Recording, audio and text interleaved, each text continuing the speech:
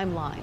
8 News is taking action tonight for millions of Americans getting help from economic stimulus packages, I should say. There have been 4 things like those checks that were sent out or small business loans. That's right. We're digging deeper to find out how these stimulus payments will affect how much money we have later. 8 News reporter Alex Thorson joins us live in Richmond with the story. Alex. Well, Constance and Juan, money surely does not grow on trees, and Congresswoman Abigail Spanberger estimates $2.4 trillion at least will be added to our national debt. So what does that really mean for us? 8 News is asking local lawmakers and pressing them for answers. Checks for $1,200 are letting millions of Americans breathe a sigh of relief. These checks could provide the ability to ensure that people can keep a roof over their head and food on the table. But how could all of this government spending and lack of consumer spending affect us down the line? You said $2.4 trillion, Alex.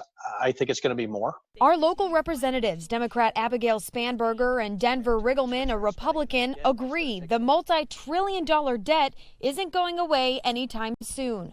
It is us, it is our children, it is our grandchildren that are going to have to bear the burden of a debt that this country isn't able to get under control. Retired local economist Rob Dolan says any federal tax increases will depend on who's in the White House. But he wouldn't be surprised to see local sales and property taxes going up as cities and counties struggle to pay their bills. Spanberger says how we recover also depends on how people spend after the crisis is over. Are we going to see across Virginia or across the country people going back to restaurants the same way that they were? You know, all of these things will greatly determine what the overall impact is long term. Riggleman says the country will also need to reevaluate how it spends. I think at some point we're going to have an audit down the line on what we're doing on mandatory and discretionary spending. And again, that's going to take a lot of courage for people to say, we got to wave off on this one. This has to go away.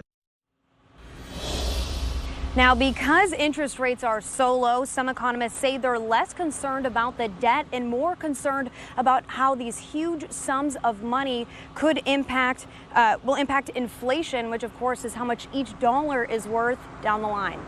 Reporting live in Richmond tonight, Alex Thorson, 8 News. Alex, thank you. The U.S. Senate is back in session today.